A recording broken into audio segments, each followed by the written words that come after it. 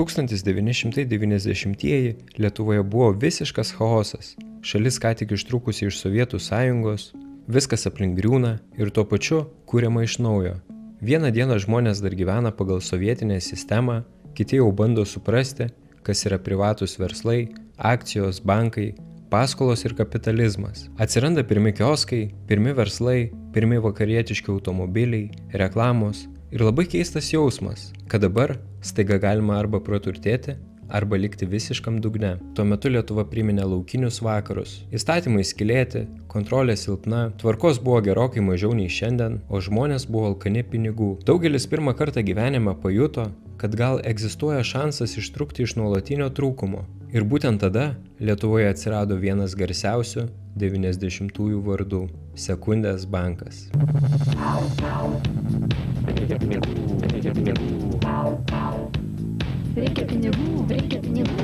Pinigų yra!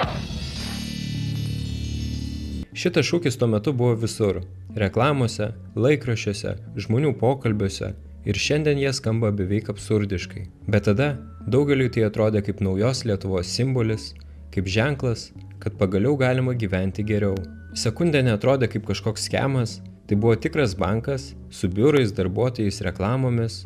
Žmonės ten eidavo kaip į vietą, kur saugiai laiko savo pinigus. Ir būtent dėl to visa istorija tapo tokia didelė. Banką Panevėžyje įkūrė verslininkas Gintaras Dilys. Pradžioje viskas atrodė kaip ideali sėkmės istorija, Lietuva dar tik kūrė savo finansų sistemą, o Sekundė labai greitai pradėjo augti. Bankas siūlė daug didesnės palūkanas nei dauguma kitų vietų, todėl žmonės pradėjo masiškai nešti ten pinigus. Svarbiausia, kad pradžioje jie iš tikro gaudavo pelną. Tokios istorijos retai prasideda nuo akivaizdaus melo.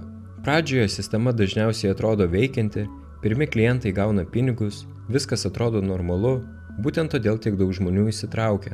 Jeigu pirmi klientai būtų iš karto viską praradę, istorija būtų pasibaigusi labai greitai.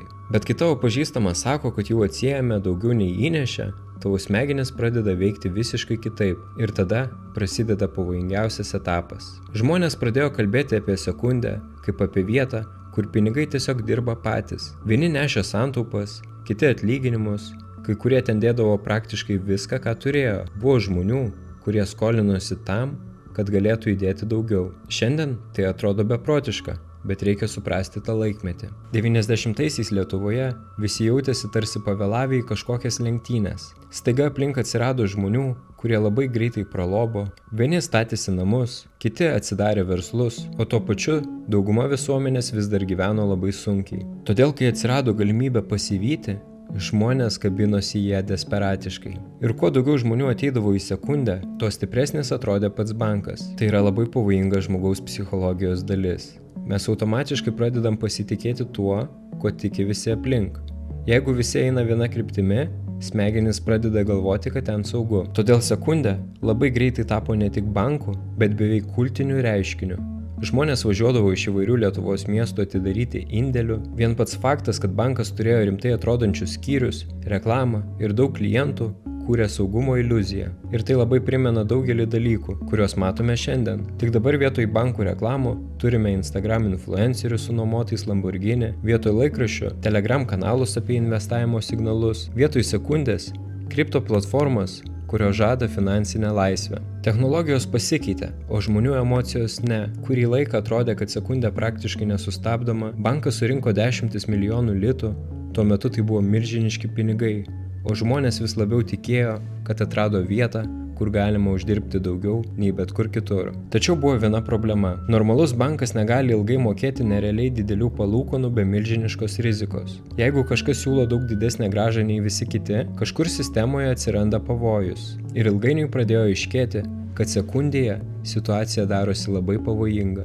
Bankas veikia labai rizikingai, buvo dalinamos rizikingos paskolos, finansų kontrolė Lietuvoje tuo metu buvo silpna, o visa sistema dar tik kūrėsi. Daug kas vyko praktiškai laukinio kapitalizmo sąlygomis. Beje, jeigu nori daugiau panašių istorijų, šio video aprašyme gali rasti nuorodą į mano naujienlaiškį. Prenumeruok ir gauk istorijas, kurių YouTube nėra.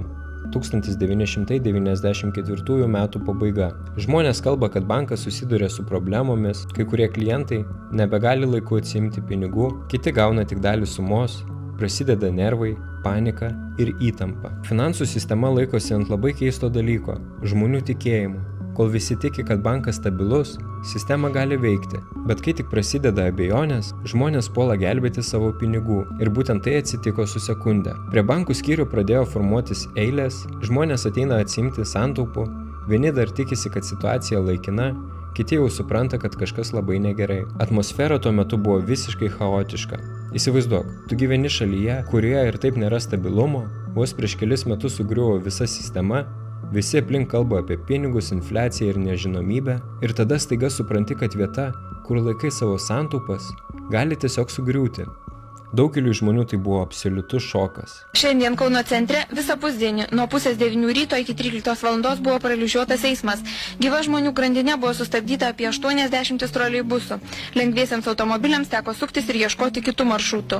Tokią transporto blokavimo akciją šiandien prie garsiojo Sekundės banko surengė viltį praradę jo indėlininkai, atstovaujantis savo ir dar beveik 11 000 savo nelaimės draugų interesus. 1994 m. gruodį Sekundės veikla sustabdoma, bankas žlunga. Apviltieji indėlininkai pareiškė, jog jei niekas nepajudės į priekį, jie ir toliau kiekvieną trečiadienį prie Sekundės banko rengs panašias akcijas. Ir kartu žlunga tūkstančių žmonių santaupos. Tuo metu tai buvo milžiniškas skaičius. Daugeliui tai buvo labai dideli pinigai. Santaupos vaikams, santaupos būstui, pinigai, kurio žmonės kaupia metų metus. Kai kurie po šito finansiškai nebeatsitęsė labai ilgai. Ir blogiausia tai, kad dauguma žmonių iki paskutinės minutės tikėjo, jog viskas kažkaip susitvarkys, nes žmogui labai sunku pripažinti, kad jis buvo apgautas. Po bankroto prasideda tyrimai, teismai ir bandymai išsiaiškinti, kur dingo pinigai. Banko vadovas Gintaras Dilys vėliau buvo nuteistas dėl finansinių nusikaltimų ir skolų indėlininkams.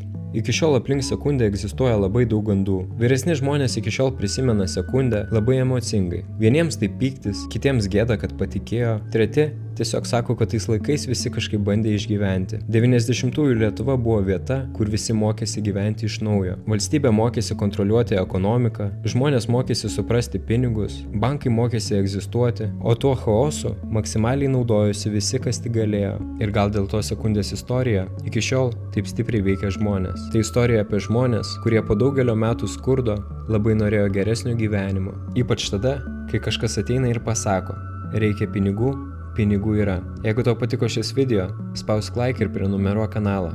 Iki kito karto.